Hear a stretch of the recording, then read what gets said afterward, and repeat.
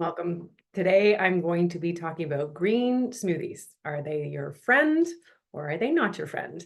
People love their green smoothies, but how do you actually know if it's good for you? So there's theory, green smoothies are amazing. They're fantastic. They're chock-a-block full of like super foods that are healthy and going to help your system balance your hormones, help with your gut, all of that. But in actuality, how do you know if something's actually good for you? So we all have our internal ecosystem and our internal balance, and it's based on our constitution, our lifestyle, the demands on our life, our genetics, our diet, where we live in the world, what season it is, our stressors. You are an ecosystem. And so your particular state of balance or imbalance is going to be different than the person next to you or down the street. So yes, we're told that there are so many great superfoods out there, and we tend to be told in our culture that more is better, or that there's a message that there is one answer. There is the thing that is universally good for everyone. If this food is good, therefore it's good for you. But what's good for one person isn't necessarily good for other people. And sometimes it's not necessarily the food that's the problem, but it's the way in which we're consuming it. So it's really important that you understand your body, the signs, the symptoms, how to read what's good for you, how to read when you eat something to tell if it's actually being absorbed or digested and if it's working for you, even though on paper it looks great. So today I'm going to walk you through who green smoothies are good for and who they aren't good for, why that is, and some other options, because I love green foods, as most of anyone who knows me knows that I'm a bit obsessed with them. So welcome, my name is Angela Warburton. I am an Eastern medicine practitioner. So everything I do is based on the ancient medicine of traditional Chinese medicine or Eastern medicine.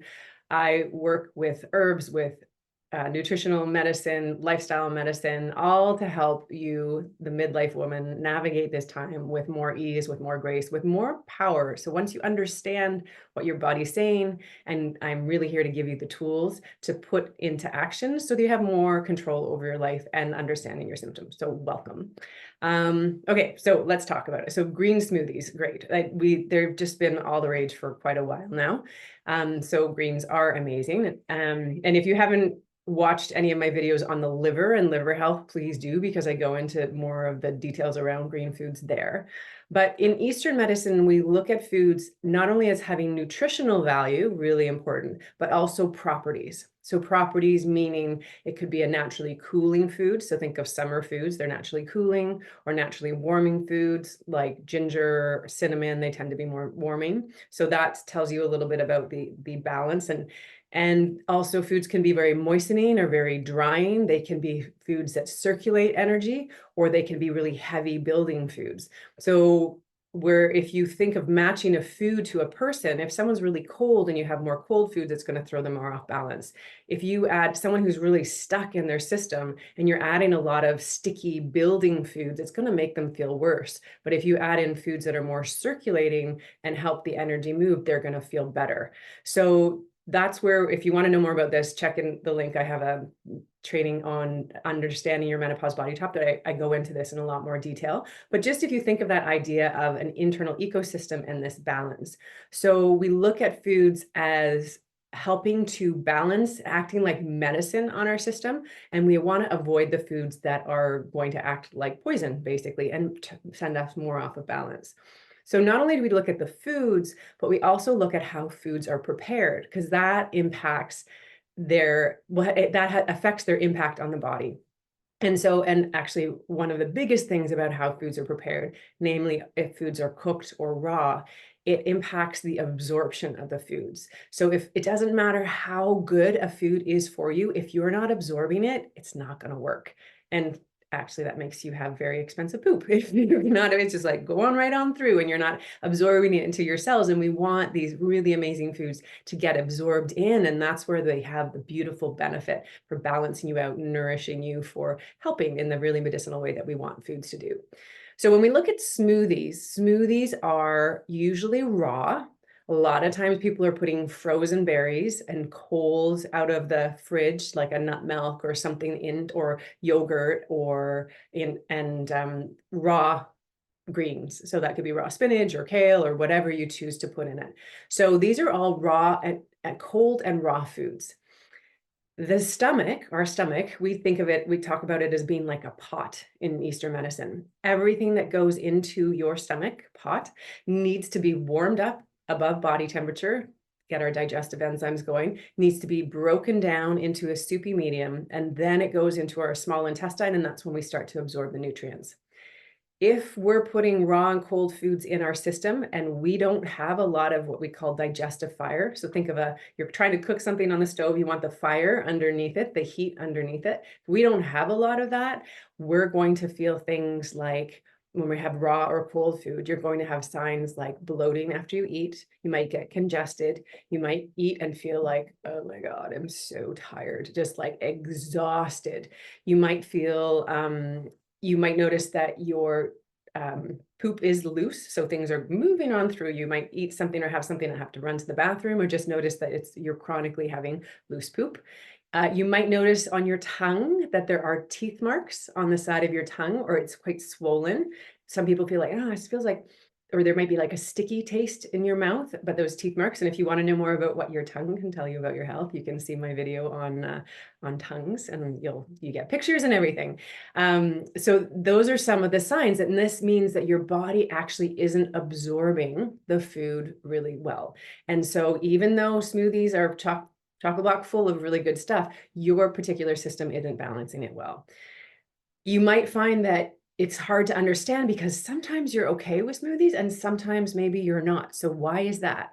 And so here's another little trick that when you have your smoothies, so what time of day, what time of year, and how many times in a row you have it can also affect it. So just think if you're putting frozen things in, putting like, I'm trying to think of an example in nature, but just imagine like cold thing, cold thing, cold thing, cold thing. Like if you go outside and you don't have a jacket on for like 15 minutes, not a big problem. But you keep doing that repeatedly and it's winter, you're going to start to get really cold and it's not going to be good. But just a little bit. So that's why sometimes you can have a smoothie. Not a big deal. You feel good. But by the fourth day, you're like, oh, I don't feel so well. I don't know why, because it couldn't be the smoothie because it's good for me. So sometimes looking how many days in a row you do something seasonally. So we are cyclical beings. We should change how we eat, how we live. We are nature. And so you look at nature, in the winter, things get quiet, they go inside. We want naturally more warm stuff in the winter to balance out that cold. If we're having cold, frozen things, that always cracks me up. I live in Canada where it is really cold in January, February, March, December. And we go into a restaurant and they're going to hand us a glass of ice water. I don't want ice. It's minus like whatever outside this, blizzard outside, and they're handing me ice to drink and put it inside. No, thank you. I will have warm things to balance it out. Summertime, it's nice and hot here. It's really steamy, sticky hot. Having something cooler isn't so bad. So looking at what time of year are you having smoothies in the summer, you feel good. You start having them in the winter, you don't feel so good. So we want to adjust things to the seasons. So I'll tell you some foods or things you can do after. And so it's repeatedly how many times you're doing it, seasonally, also what time of day. So we always say the first thing to hit your stomach should be warm in the morning. That's like stoking the fire. If you've ever gone camping and you have a fire and it's sort of, you have a big roaring fire, and then in the morning, maybe there's an ember or two that's got this little ember there, but there's no big fire. So you need to stoke that fire to be able to get heat or to do anything with that fire, to cook on it. Same thing for our body. You need to stoke that fire in the morning, then come midday, you say it's sort of at peak energy, then have a smoothie. You can have it at room temperature instead of frozen. So let it warm up, or warm up your milk, have it more of a room temperature. I have a warm smoothie that I recommend to people. So it's actually warm going in there. You can lightly cook some of the foods in there. So here's little tweaks that you can do to help your body tolerate the smoothie and make sure you're absorbing it.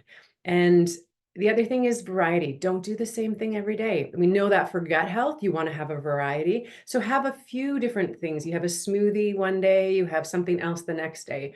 One of my favorite, if you're resonating with this, if you're someone who does get bloated quite a bit, you don't feel well after smoothies, if it's winter, if you are wanting something else to move through your repertoire, one of my favorite things is green soup. I'll put a recipe link to my favorite green soup recipe in the video notes.